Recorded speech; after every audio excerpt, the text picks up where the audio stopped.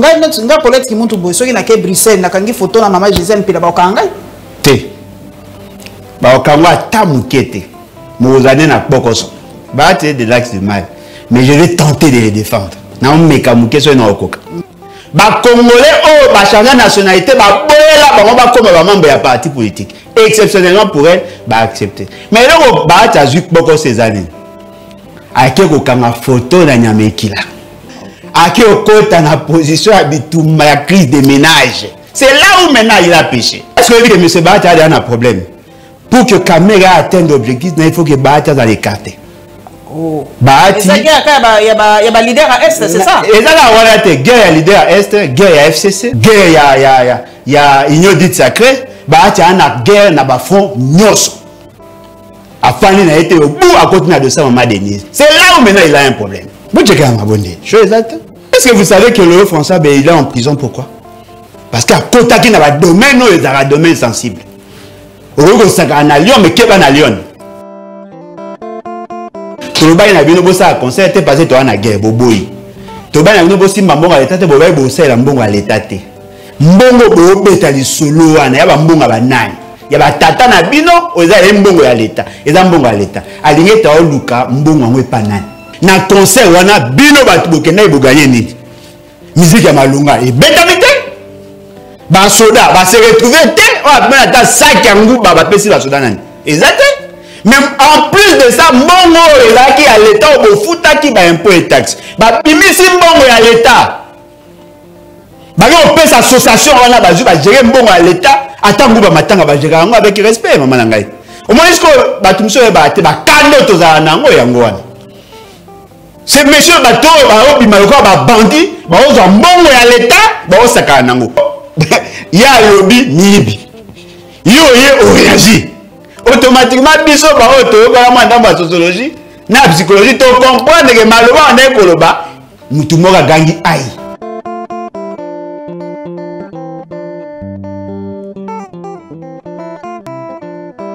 Nazali susu na esengo mingi ya koyambela bino mwana mboka Alain Bolojwa na ye tokosola masolo mboka me tokokende mingi na Grand Katanga po ndenge bayebisaka biso na kelasi Katanga yali poumon ya économie ya mboka na biso.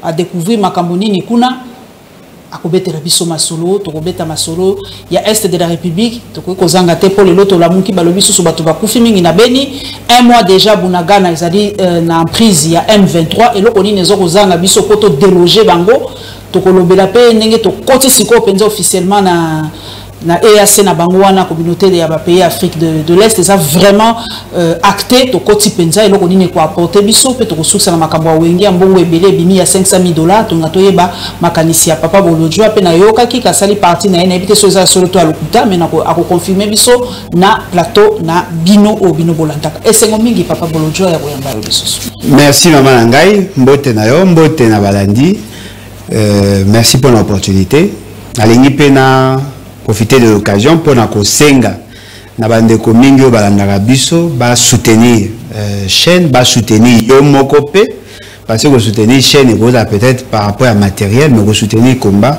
pour combat na yo eza ko porter ba fruit ebele et puis au-delà de tout na ina bisa na bande ko ebele que tant que les na ba émission et senga mbongo ebele mais il y a des chaînes oyo ba sunga biso au félé. Alors, meilleure manière, il y a que sunga pe bango pour que bazala la kaka. Parce que si tu as un bon au foutaka chaque jour, chaîne à télévision, il y a que liker, il y a que aimer, il y a que partager pour que permettre que bango pe bazala. Pour me rendre imaginer la Lyon, il y a presse, ce cas zate, tu as une émission à qualité. Donc, soutenez la chaîne, soutenez la personne. Et vous avez une manière pour vous de nous soutenir. Merci, en tout cas, message qui toko boyo qui est là, on a évité tozali na une grande communauté dans la diaspora. Tozo kokaka kokoma na ba 100 wana te to sengi na bino c'est vraiment Papa Bolojwa lobi moya ko soutenir biso zali kaka wana bo like to koma na bato ebele tozala une grande force na libanda ba OP ya kati ya République démocratique du Congo na ebike YouTube ezali loko moko ekomona na partout ba province na biso nyonso ba bazali na chance ya kolanda na Lyon télévision officielle bo cliquer bo liker bo partager en tout cas toza ko kende malembe en tout cas toza ko senga na biso to komata na 100K et kozala penza bien mingi pour na biso ko permettre biso to sala mosala malamu po Papa Bolojwa lobi ali pasi RDC bino bomona ho ali pasi biso tokoyoka soni te yali pasi tozalaka na soutien à l'état te tozalaka na soutien eloko moko te soki YouTube te topesaka bango bato yango merci po soki bango mpe te bolinga bomona mpe biso na betando eke te papa nayebi ke okendaki Katanga place mbongo yali biso tobi babi kuna mbongo ya lokwa okena nzete okobuka na nzete bato bakolata kitoko bato bakolia kitoko bakobalt baetin nyonso kuna ezali omoni nini yo moko na miso yo ntango okei bon effectivement la sali Lubumbashi Likasi Kolwezi, bien que n'a pas mérité, mais au moins n'a eu vraiment un temps à observer. J'ai trouvé que l'économie à Katanga, de manière générale, est une économie duale. C'est vrai, il y a des industries, l'industrie est Zali, il y a des exploitants dans le secteur minier, Bazali, il y a des riches, oui, na moni penda que ba riche baza, mais il y a plus de pauvres que des riches. Au moni eloko moko d'ailleurs n'a remarqué que Boza très suivi la population parce que mingi bazap n'a accès à TVT compte tenu à la mobilité na bango ba préférablement kolanda ba vidéo na bino à partir de la téléphone ba ebi ba komo na bino nyonso ba émission nyonso bosala balanda ka penda. Merci en tout cas, merci da bino population ya Grand Katanga kala mingi te soki nzamba lingi toza ku ne pas. Oui, balanda penda, j'ai trouvé des jeunes ba yaki pa nanga po balanda ke émission au moins na sa nyonso pour na le câble na émission na ba bango merci pour l'accueil. Ce qui est quand même décevant, il y a comme on a qu'à côté il y a richesse au Mukinyo se yebi, il y a plus de pauvres. Une pauvreté déshumanisante. Pauvreté au Mutazangi Mai, Azangi courant, Azangi ndako a malonga, Azangi transport, Azangi biloko a kolia, Azangi conditions acceptables pour accéder à la santé, Azangi marambe belé. Mais tant que tout le monde a gabalak sara Lubumbashi na banzela où il y a bien. Déjà à niveau à Lubumbashi, na nzinga ya Lubumbashi, bateau bazanga baza. Bateau anando mona ba basala la misala parce que na kati banda kwa ba riche wana okokuta bateau basala la misala baskola basani bateau balamba babukari bablo tona balamba baza batamsa. C'est-à-dire que plus tu t'éloignes du grand centre, plus vous trouvez de pauvres. Lorsque le Sénégal passe ces années, ils ont été à retrouver ba pauvres parce que na vu que na mukinyo so ba pauvres azaka. Mais le Sénégal passe ces années à retrouver ba pauvres assis sur des richesses. Vous pouvez déplacer mboga mobimba pour que ba exploiter ba minerai na kachwana. Mais bateau ba déplacer ba pauvre. Mais bateau ba za ko exploiter ba riche. C'est quand même décevant. Mais quand diminuer si que ça va chance on a balobi il faut ba aider population ba tonga banzela d'école tout ça non c'est non mais effectivement mais c'est ça c'est là où maintenant les a piège, c'est-à-dire que nous confrontons les textes et les réalités sur le terrain. Na moni qu'effectivement la plupart ya ba centre de santé na moni na nzela ezali na kombo ya ba chinois. Ba chinois ba tonga ba centre de santé, il y a des gens mais ce que la répartition géographique, na localisation géographique na bango, il y a ba centre de santé, au comment na centre de santé mi balé dans la distance et après les 70 km. Ah, tu m'as lu quoi? Koleka maluku. Au moins à des centres de santé parce que vous avez même na kilomètre moko au moni dans 50 km au moni centre de santé après on les quand même juste dans 100 km au moni ce centre de santé distance sur les relaxa qui a un problème et là ils allaient dans là aux autres les kaki mais ba mboka msupe à niveau ya 4 bandela mingi za mabe batu balobela ngo mingi te la quasi majorité à ba logements aux ba population et ba logement ils correspondent à aucune norme bandako ya mabe ya mabele bazana ngolu peut-être à cause de batol ya qualité à mabe parce que kuna soko moni tol te ko mona matiti basala ba ni na batata ne basala banda ba payote bato belé bana difficulté to kutaki situation moko na lwala ba o moni population azali na droit à ça exploitation artisanale mais la carte exploitation artisanale bateki espace qui prévu pour la population. Les sociétés qui viennent gagner le marché pour gagner pour exploiter. Ceux qui vont communer en Gongamo, la population pour exploiter. Bref, et là, ça la bitumba est belé, la grande sociale est allée belé. Donc, ils allient dans la situation et à mabé. Pas si à ma cas, c'est allé, j'ai camine auto yebaka makala. Et pelaka na moi milinga maman. Na moi milinga pelaka. Et puis là, mais il faut maintenant les équipements. ce qu'on commune à niveau à Jekamine et c'est comme mon bondaïza au moment à trace il y a colonisation et là on a moni bien et ça dit qu'il y a 2 bâtiments administratifs na moni yango est en bon état mais les restes sont en bon état ni personnel ni matériel d'exploitation ni même avenue autotika que ça a bien avenue à entrer à Rokota na usine et déjà ils a qualité à mabé. Alors je me pose maintenant la question, pourquoi mboka oyo ezali na nkita pauvreté ezali makasi na weko comprendre na Équateur pauvreté za rapport industrie ya malungi ezate bazaka na Bralima bazaka na PLZ et comme HPC bazaka na GAP ezaka na ba difficulté et comme na ba difficulté sur les ezate na weko comprendre na grand bande nous keza makasi parce que PLZ ezaka na ekufa et consort mais pas le Katanga. Il y a beaucoup d'industries où ezana kachwana. Beaucoup d'industries, mais il y a beaucoup de pauvres. Et j'ai compris par la suite pourquoi les provinces sont les pauvres. Et là, quand Liboso est allé, le dossier Jekamine. Parce que la base, c'est l'économie, il y a les grands Katanga et Fanaki dans la société Jekamine. Mais ça, c'est John Venture rebelle. Effectivement, il y a ça que, dans le cadre de John Venture, ça là, 35 milliards de dollars, il y a chiffre d'affaires en moins de 10 ans. 2012, 2020. 35 milliards de dollars. Alors, dans le cas de 35 milliards de dollars, la population, il faut avoir une quote-part.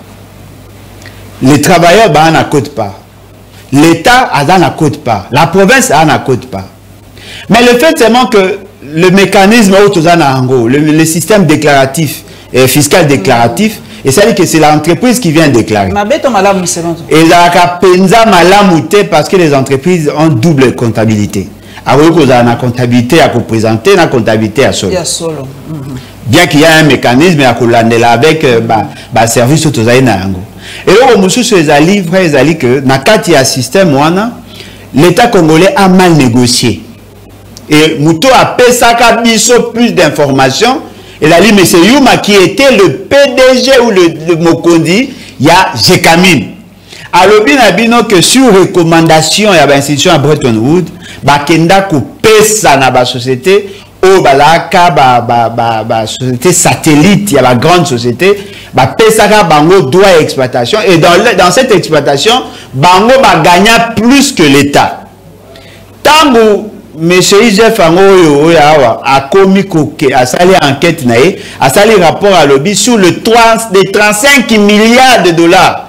Oyo ba société ba travailler en partenariat ou en collaboration avec la Jekamine. Ba bimisa ki 35 milliards. La Jekamine a joué qui 564 millions de dollars. C'est-à-dire que ça ne représentait qu'à peine 1,6%. Alors Jekamine a eu 1,6%. Jekamine doit renouveler son équipement. Jekamine doit prendre en charge son personnel. Personnel n'est pas Jekamine doit donner aussi la quote-part au gouvernement, à l'État congolais parce qu'il a les sociétés, il a les propriétaires. Jekamine doit donner aussi la possibilité à la province. Mbongo l'État Zoaka. Tant qu'on va recevoir la score répartition, il faut pas dire que ça 40%. Il y a des recettes dans la province. Non seulement que 40% est amouqué par rapport à chiffre d'affaires au Batouana Basali, mais dans le montant, on a 40% est éco-maraté. Ça a 40% T. 40% éco-maraté, négocier selon le saut du maire du gouvernement central. Et même dans 40%, on a le quoi déjà, il a mouqué, il a plus qu'alimenter les partis politiques. Là, batati les jeunes na bakata ngoko imaginer. Batonda ya rabela so. Bazé belé. Maman, esika nga mona fandaki. Nazaki en réunion na bandeko baye kotalanga parce que on était en réunion. Na moni batu moko balati bateni ya bachikatara. Na batu musu bayaki en veste. Ba komi moko azo hésiter. On a dirait azo le bana musika. Na comprendre que présence na ngi déranger. Baye ba fandi ba bandika kosola. Musu ayebisi musu na litoi. Voilà, il faut aller boulot. J'ai tout ça. Ayebisi mutu musu so.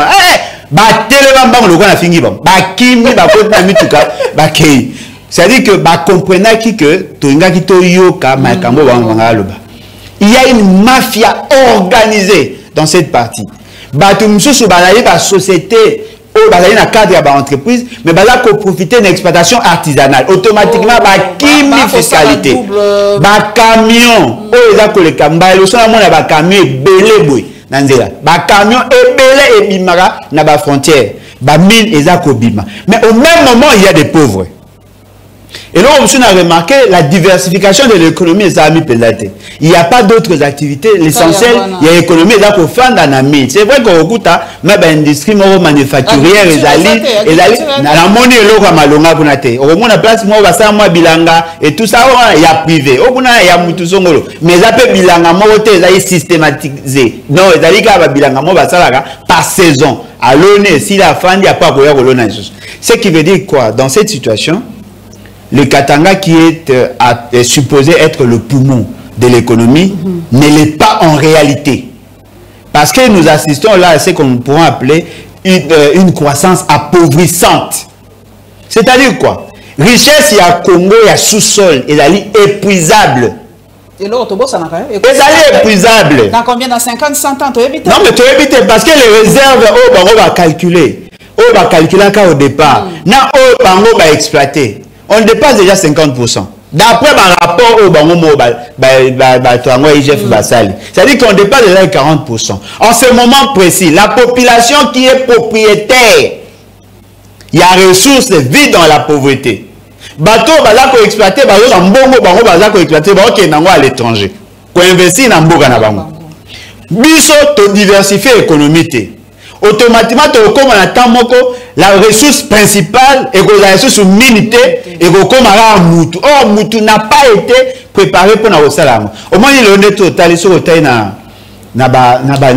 Émirats, aux unités, tout ça. Pourquoi Bazako investir dans l'infrastructure?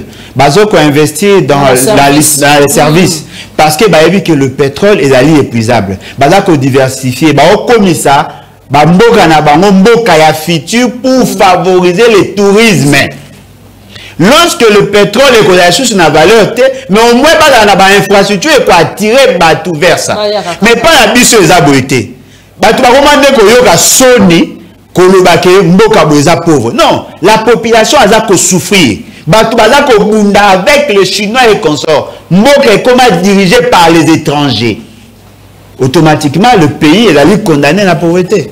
Alors, dites-moi, d'ici 2050 aux Andes, parce que les gens n'ont pas la culture, il y a gouvernance précautionneuse, prévisionnelle. Il faut que ça à 50, même au-delà, même 30 ans, 50 ans. Déjà, il y a improviser même 5 minutes avant le journal. Et moi, je pense qu'il est temps de demander d'abord la notabilité à Grand Katanga. Se ressaisir, il y a un problème. Deuxièmement, bon, bien qu'il y ait un conseil, la gouvernance, il y a autorité, mais je demande aux institutions réellement établies par la Constitution. Ça là est fort. Sur la Katanga la pauvreté. En créant une sorte de électrochoc économique. Pour que toi arrives effectivement, il y a en orbite. Troisième, il faut bien canaliser les ressources. Parce que là, on a remarqué, tout mingi Katanga, parce que les dirigeants katangais, dans la plupart des cas, là, qu'on soit mbongo à l'État, le quoi mbongo à la parti politique. Tout va comme que c'est la comment il y a une maison civile. C'est qu'on a. Maison civile a fait c'est qu'il y a Katanga. Et pas dans la grande Équateur, ok, ne n'a pas aller à l'île, maman. Et là, on dit, kuna. Ne kuna ne peut pas s'enrichir. Au moins, maman, moi, ça, quand émission na Pérou Loire. Abi, kenda kui, kuna, katanga, po batonga, na poto. Et ça, ce n'est pas bon. Détournement père, détourner père. Ah, détourner. Bon, on va faire ça, parti politique, militant, parti, mobiliser, pour rebeller la béton. Ils ont bon à l'État. Donc, ils ont mal géré. Mal géré. Lubumbashi, ils ont propre. J'ai senti que le Lubumbashi m'a pas sa salite. C'est vrai que Valali, moi, plus discipliné, na Kinshasa, mais l'autre, c'est vrai, ma kamama bé, eza ebélé. Ba roulage, ba osenga ba tumbongo, presque mort. Mais au moins, moi, au senti, moi, ordre moukeza, mais ce n'est pas ça. Ce n'est pas le Lubumbashi. Papa, toi qui n'est pas la bino, kuna na Grand Équateur, na Sud Ubangi, je crois, après sélection, Sami Asuka Wate. Nord Ubangi. Nord Ubangi, hein.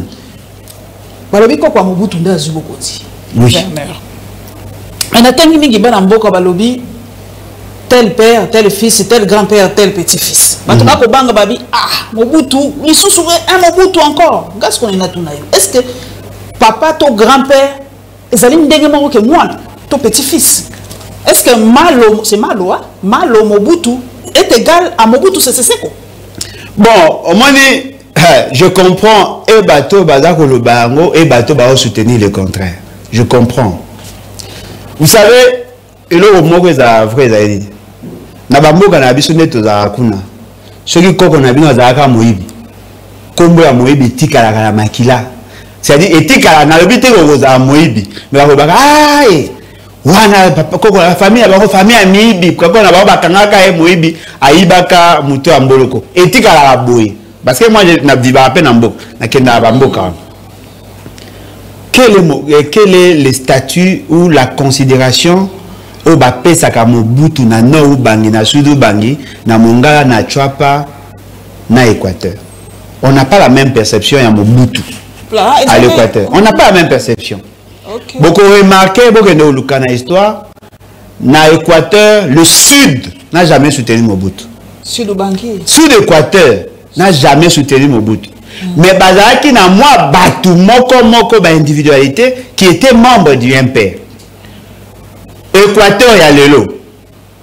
Ozui Chwapa bazaka considéré comme ba opposant à Mobutu.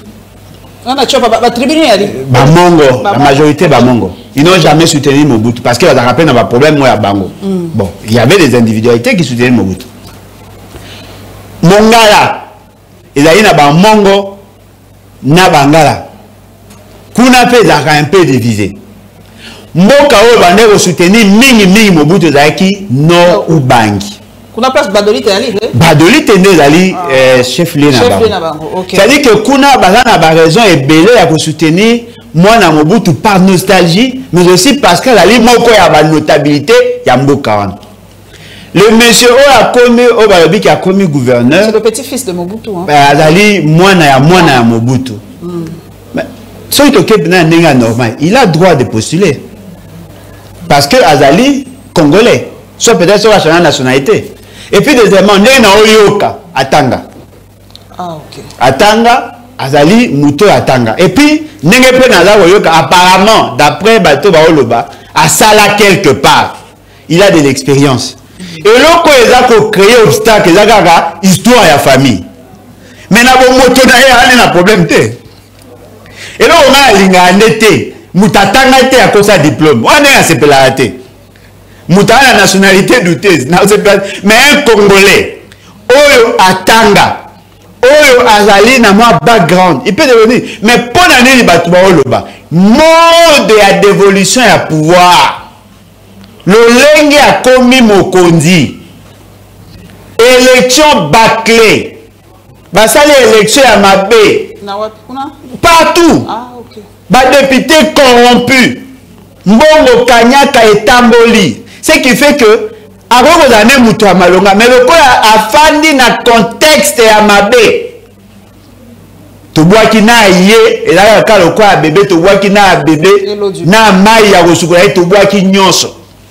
Il pouvait attendre à Zela que Mboke comme à moi Malonga, abunda pour le pays, alongo la image à ma bébé batu bazaran pour Mobutu. Quand il viendrait, c'est bon. Fait ce qu'il a d'ali héritier.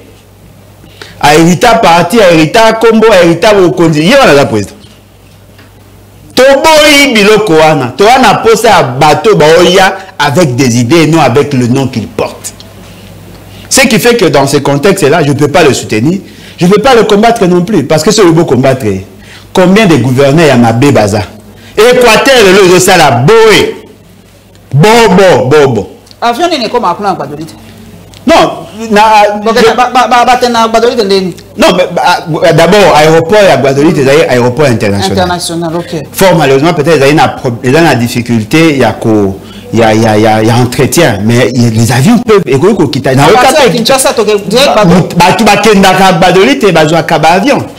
ça, il y a Junior, je crois, Junior Koyagialo.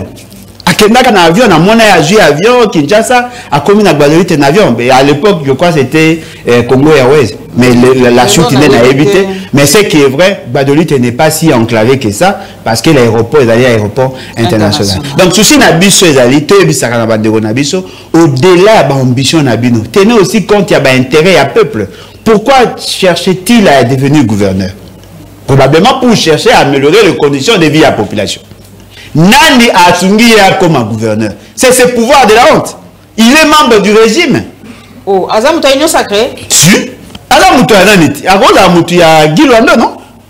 Ah, ok. C'est-à-dire que Baokende pour pour maintenir Félix Tshisekedi au pouvoir. Automatiquement retrouver un obstacle. Mais je trouve qu'il est jeune, apparemment le Batanga, mais il est venu dans un contexte Yamabé. Tu vas combattre. Et ça, ce n'est pas bon pour lui. Parce que ceux qui a sali Mabé, bateau Bazako Lobake, tel grand-père, tel petit-fils, vous avez raison. Mais tout est non, Tozonga. Entre Mobutu n'a fait Tshisekedi. Mobutu, là, c'est clair. Là, c'est clair. Mobutu a signé un accord, on a Wandete. Tokomika Sesi Kangouana ya Est République, papa Nangai. Ratification ça vient pour formel to koti sikokuna bana mboka bina tuna yo papa Bolodjo et loko nini to ko tirer de positif ndenge to koti kuna et loko to ko tirer be loko bateau ba koti so ba tirer bino ko tirer nini na de positif bino ba koti de ba koti si bino na makasi mama ngai il fallait référendum pour to kota kuna quand ndenge va saina des ordres na ba de koti mais normalement il faut référendum non on n'a pas besoin de référendum parce que ils ont touché l'intégrité territoriale d'après ce qu'on nous présente. Mais ngana yoka balobi organisation ane to kolongwa barrage comme un peu le quoi Schengen hein. Non mais to kolongwa barrage il a une décision à gouvernance et tout ça et comme un pays moko. Il a une décision à comme un pays moko jamais. Il a une décision à gouvernance et ce sont des options politiques que chaque mouton a une décision à se préparer na ko assumer responsabilité na acte ya poser. Ce n'est pas la première organisation Tokota. Tu as dit pas membre ya Comesa. La plupart de ces pays là pas membres. Tu as dit pas membre ya SADC. Certains pays aussi africains tu as un conflit, pas membres. Mais la particularité à Wanezali. Bon mais là on s'imaginer que nous venons de ratifier. Parce que passé na gouvernement, on a parlé na gouvernement et que na parlement, après na parlement Batindi bateau engagé à l'international. Mais la procédure maintenant il y a signature. C'est-à-dire que la procédure, la manifestation et la volonté, il y a quoi adhérer dans cette organisation. On n'avait pas respecté la procédure. Mais ce fait, c'est qu'après cette décision de manière unilatérale, ça n'a pas été débattu dans le Conseil des ministres. Lui, il avait déjà pris des engagements. Le gouvernement, tout en faisant semblant d'être informé, et l'Assemblée nationale et le Sénat, bon, je dirais le bureau et l'Assemblée nationale et le Sénat, ça laisse semblant que ça qui va information, eux ont cautionné, bandimi comme ma responsabilité, il y a au nom et quand il y a un bureau, sans que la plénière ou la souveraine est statuée, bango va porter responsabilité, va continuer ce monde en quatre. Pour que elle a imposable na biso bon elle passer par ratification. Mais EAC a eu déjà posé des actes avant ratification. C'est ça le débat. Ba kota déjà na mboka na biso ils ont pris des décisions sous nous sans qu'il y ait ratification. Lorsque M. Félix Tshisekedi a kendaki co-signé communiqué final à niveau il y a Nairobi. Lorsque Bakendaki a une intention à mettre en place faire la mutualisation, mettre en place une troupe armée en matière il y a sécurité dans notre parti SAPI. À cette époque-là, y avait-il déjà ratification? S'il n'y a pas ratification, au nom de quel principe? Alors, Bango va comment qu'il a niveau pour prendre des engagements en lieu et place du gouvernement. L'État congolais avait déjà cédé une partie de sa souveraineté sans qu'il y ait ratification. Souveraineté, espace géographique, souveraineté, il décider en dernier ressort. Bissot est un pays souverain, c'est-à-dire que Bissot est décidé sur ce que nous voulons faire. Mais lorsque vous devenez membre d'une organisation, dans cette ratification, vous cédez une partie de votre droit de décider en dernier ressort. Bateau organisation au PESI bango au ratifier charte na bango pour na kozala bokomi ba membre ba longoli une partie à souveraineté ba pèse dans cette organisation. Cette organisation peut se décider à dire OK voilà le quoi bokomi ba membre effectif il y a organisation. L'organisation décide de par exemple là ba mécanisme na a pris des décisions que Moutounion soit d'aller membre de l'organisation, à Koki Kotambola na pays membre sans que Azala contrôler de manière stricte. Il n'a pas besoin, il y a visa, il n'a pas besoin, il y a laissé passer, il peut circuler tel qu'il veut, il peut transacter, faire du commerce, Nambo Kanabino, automatiquement ceux qui avaient combattu pendant des années. Pour nous fragiliser ce Congo, comme il y a plus d'espace de manœuvre. Mais il y a une stratégie. Tous les membres, la quasi-majorité des membres, il y a pays. Qu'est-ce qu'ils ont fait? Ils ont fragilisé l'État. Il y a Bissot. Ça l'union surtout pour que tous soient plus dépendants des produits manufacturés et d'autres produits dans l'économie na bango. Toute la partie orientale du Congo est dépendante essentiellement des produits à Libanda. Maman nangai soko kei na au communauté na Bunia, au commune na Goma, Bukavu na Komate. On peut remarquer la quasi-majorité à bas produits consommés. Et où t'as soit na Kenya, soit na Ouganda, soit na Rwanda et dans une certaine mesure na Ouganda et même certains pays où balali proche à bas pays one. Pourquoi bas Somalie, bas Éthiopie ce qui bani? Vous savez que nous sommes plus dépendants. Alors, maintenant vous entrez dans une organisation. Vous constituez un marché. La question essentielle de vous poser, vous apportez quoi? Le Rwanda ne consomme pas le cuivre. Le Rwanda ne consomme pas le coltan. Le Rwanda ne consomme pas tout de Vandarana. Le Rwanda consomme l'or, c'est-à-dire le bijou. Le Rwanda consomme le robinet. Qu'est-ce que nous produisons? Nous produisons ce que le Rwanda ne consomme pas. Biso tozali le quoi marché toza ko constituer le quoi esika baza ko zwa biloko. Le Rwandais opima le quoi marché à transit. Biloko na biso ko passer par ces pays-là pour l'Europe ou la Chine. Mais qu'est-ce que nous consommons? Nous consommons du jus, de l'eau, du pain. Qui produit? Ce sont les pays. C'est-à-dire que nous constituons aujourd'hui un marché pour les pays qui ont agressé biso pendant des années. Et puis, monsieur, c'est là où tu as sonité à OCP là. Monsieur, tu as qui membre à Comessa avec le même objectif pratiquement. Qu'avons-nous gagné? Maman, tu as gagné. Le produit que nous pouvons amener est un produit manufacturier ou dérivé agricole. Ce qui va congolais, qui sur le terrain.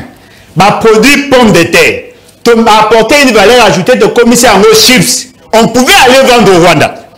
Bateau va produire la pomme de terre. Kima Bitumba. Le Rwandais produit en lieu et place de Congolais. Et ils amènent leur production chez nous. On gagne quoi? Et puis plus le temps passe, plus ces gens-là gagnent du marché.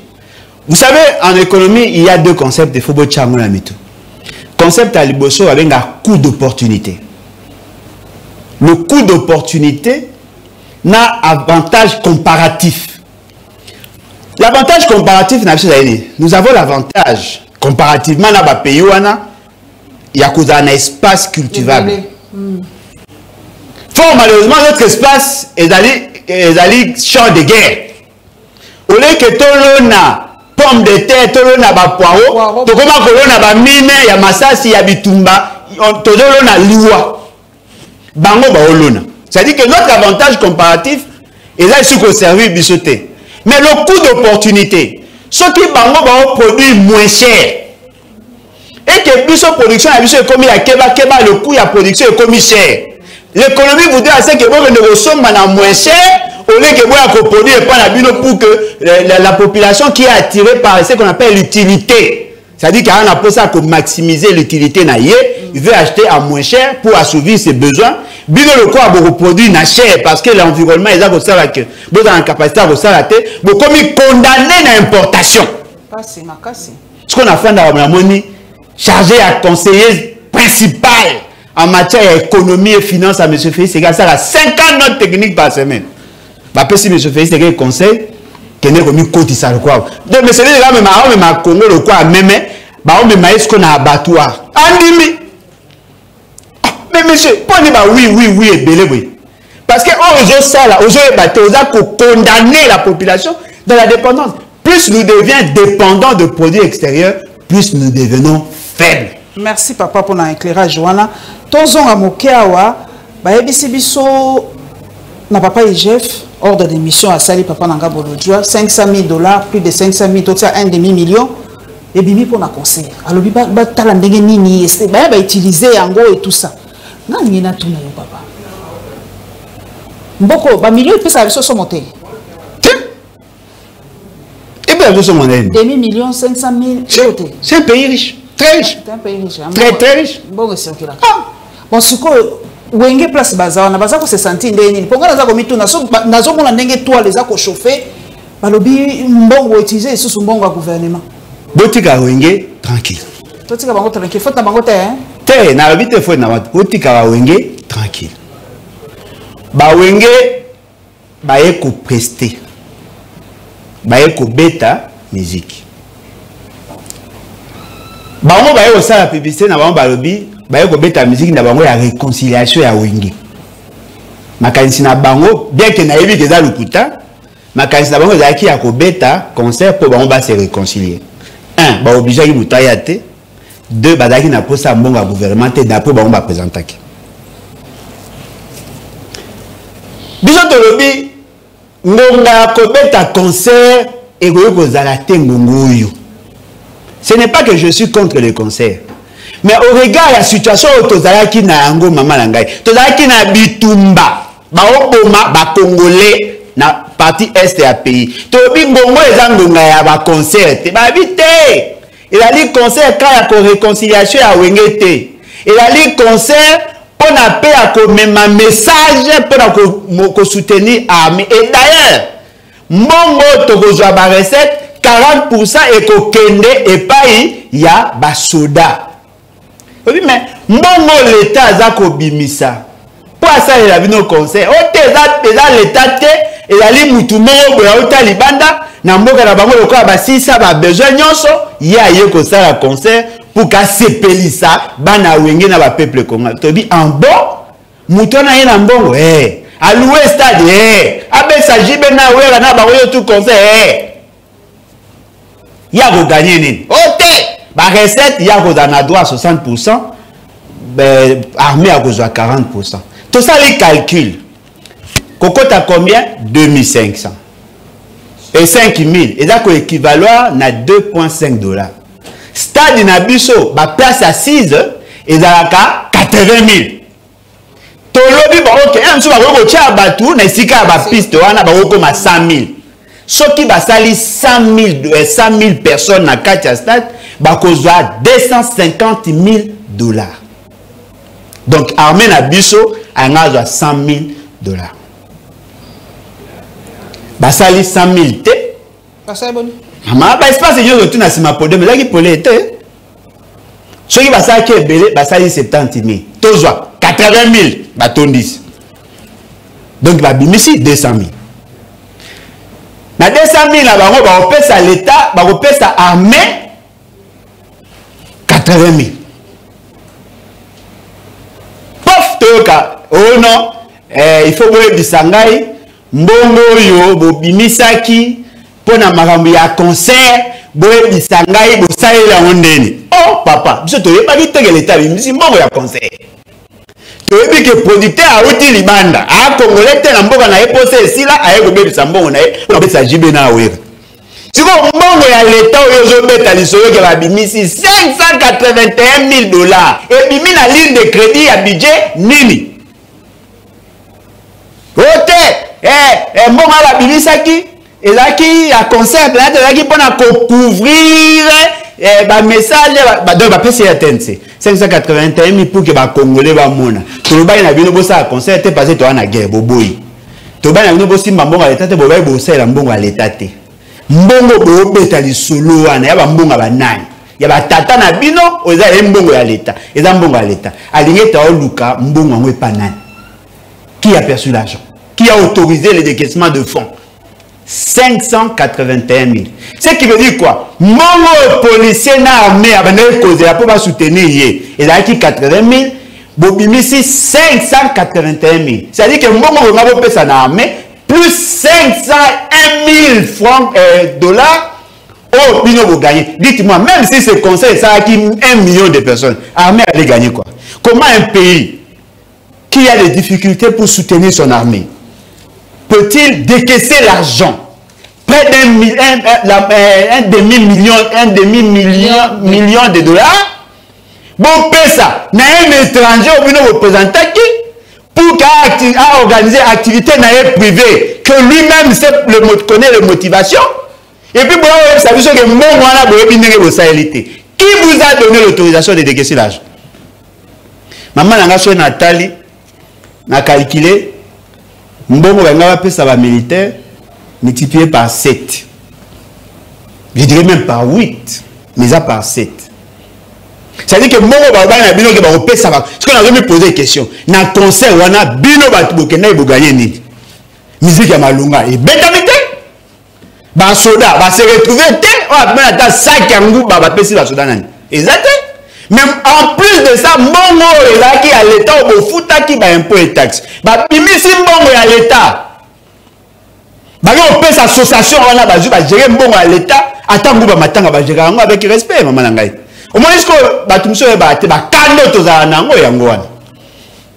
C'est monsieur bato ba obima ko ba bandi ba oza mbongo à l'État ba osaka nango. 500 000 $ ba pesi na ba luka ba ye ba sai na oni.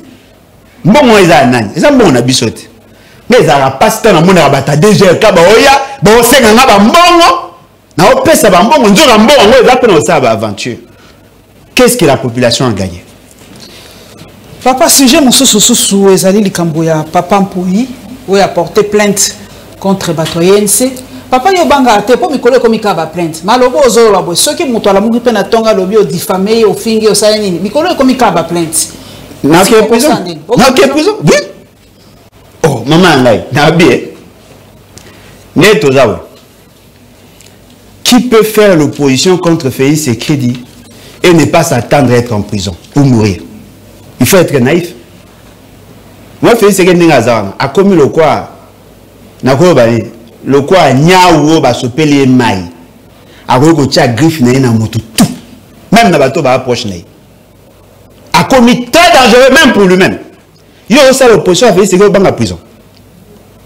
Mais là, peut-être, on va surprendre. Je soutiens partiellement Mpuyi. Oh. Je le soutiens. Je le soutiens. Je le soutiens. Quel est ce Congolais conscient, même s'il est de l'axe du mal, qui peut accepter? La quasi-majorité de la population va vivre dans la pauvreté déshumanisante. Tout le monde va s'organiser, à l'État dans désordre. Qui peut garder silence en dehors de la Félix Tshisekedi? Na Congo, à part Félix Tshisekedi, n'a pas garder silence lorsqu'on est en train de piller systématiquement l'argent de l'État. Il a parlé en tant que nationaliste, bien qu'il ne l'est pas en réalité, parce qu'il est de l'acte du mal. À l'oubli, pas question, justice, tika rosa ba aventure, le tombeau est vide, mais l'argent a été zongi na caisse. Attendez comment moutou. Est-ce que Mpuyi attend comment moutou? C'est peut-être son amagi parti à vidéo na tête. Bon, c'est quoi va finir point. Oh, moutou a au voleur, yo za moui bito au finir point. Bande de voleurs, ba miyibi. C'est ça qu'il a dit. C'est quoi? Il y a un lobby miyibi. Yo réagit. Automatiquement, biso ba auto ba dans la sociologie, na psychologie, to comprendre que malheureusement on est koloba, mutu moko gangi ai, libango ya bwakaki. On a compris, on a tiré des conclusions. Likambo mosusu lisusu papa nanga likambo ya photo. Oui, salimo kilimo bimbali photo ya papa Bahati na mama Gisèle Pela. Gisèle Pela après ya nani? Abona photo ngote na photo? Si, mais Gisèle Pela ya nani? Ya nani? Ka wana. Siko balobi Deli to comme une infraction à Sikalamboka la biso nga Colette Kimuntu boy soki na ke Bruxelles na kangi photo na maman Gisèle pila ba okanga te ba okanga ta mukete mozane na pokoso nane na pokoso hein maman ah personne n'a non grata non maman ngai monsieur Bahati en tant que président pourquoi il s'excuser qu'il bosso là ba doit comprendre mais s'excuser je crois que excuse-toi c'est justifié entre les deux pourquoi parce que là le bien qui était Ibi Gisèle Pénaté Bahati est de l'axe du mal na pas 34 Bahati est de l'axe du mal mais je vais tenter de les défendre na meka mukeso na okoka Bahati a commis na poto akutani na ba parti misusu international na bango na so oyo basalama na Congo bakei ko défendre même cause parce que na plateforme na bango ya ba parti dit démocrate soki ni balobaki wana bakei ba ke okutana lui il est socialiste et notre parti socialiste ba fandi ba sololi maham na bango esili na suka ndenge zaka na ba activité ba nisko okanga photo akangi photo certainement na batebele paf ayo okanga photo na maman Gisèle maman ezongisi wat na musika maman Gisèle akendaki na poto ala na poto kuna akutana na Bahati pour aller na cadre akende ko représenter parti ango ezali parti congolais oui en bon selon la loi congolaise une étrangère peut-elle créer un parti politique non mais ça papa na ce qui veut dire qu'elle n'a pas droit à représenter un parti alors qu'il y a dans la nationalité accueilli pour représenter professeur Yokampela ada membre du parti politique membre du parti politique à l'étranger ba congolais oh ba changer nationalité ba boela ba comme ba membre du parti politique exceptionnellement pour elle ba accepter mais là ba ta juk boko ces années ake ko kanga photo na Nyamekila pour mais Nyamekila maman ake okota na position habituma ya crise de ménage c'est là où maintenant il a péché ana pokoso oiko imaginer na yeba kiete so kasi na yeba été batu bazé béré maman est-ce que monsieur Bahati a un problème pour que caméra atteigne l'objectif il faut que Bahati dans les cartes oh Bahati il y a leader à est c'est ça et là voilà te guerre leader à est guerre à FCC guerre ya union dite sacrée Bahati a une guerre na ba front nyoso afani na été au bout à côté de ça maman Denise c'est là où maintenant il a un problème vous checkez ma bonne chose exacte ce qui vous n'allez ça ne checker ma bonne est-ce que vous savez que le François il est en prison pourquoi parce qu'à côté qui n'a pas domaine non il a un domaine sensible au lieu ça na Lyon mais qu'est-ce na Lyon so aujourd'hui pour na faire ce qui me t'a côté là bon so aujourd'hui pour na et Sougandé c'est ça a commis le lot mal à l'aise akobanda ko se justifier otinda batu na partout baluka ba se oh non tout papa au salaire photo wane pekisami na mboko oyo ipekisami lelo moni akomi la bonzo pourquoi parce que azako comprendre danger te boka gi na sango na RFI basala démenti RFI le baki Jeune Afrique je crois peut aussi balobai que maman Denise ndemu tapesaka instruction na Félix Sekeke pour ganga François Béa.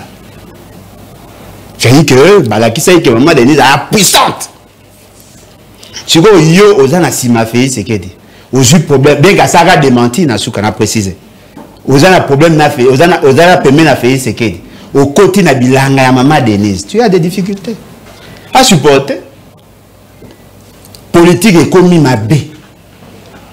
Influence ya bambete comme na politique lelo to comme na pokoso parce que mutu moko boye aoko ka gérer makam na eta ale paf et comme c'est ça le problème alors comme kana ko imaginer lelo bat ba critiquer Bahati ba loba mais pourquoi Péro Louwa va libanda pays pour avoir rappelé ça pourquoi de maman nani de comment nani Gisèle Pélago a un problème pourquoi anan asaka musa ana fonctionner asara wap azara ni na deuxième ni na année ni na wap suko problème est commis problème pourquoi parce que justement le saut d'humeur bah problème il y a famille est commis la gouvernance de l'État et bah tu vas payer le prix Ok, merci papa en tout cas. J'espère que biso to payer le prix te biso to tuna ka mituna po to yeba po talakaka Congo soko likambe ko ito ko luka bato ba expliquer biso le point de vue ngana yeba kaka pourquoi papa ba ati se justifier ki po yemo ka lobia yeba ki eta kanga ki photo na bato nyoso po andi komeli ye mbeba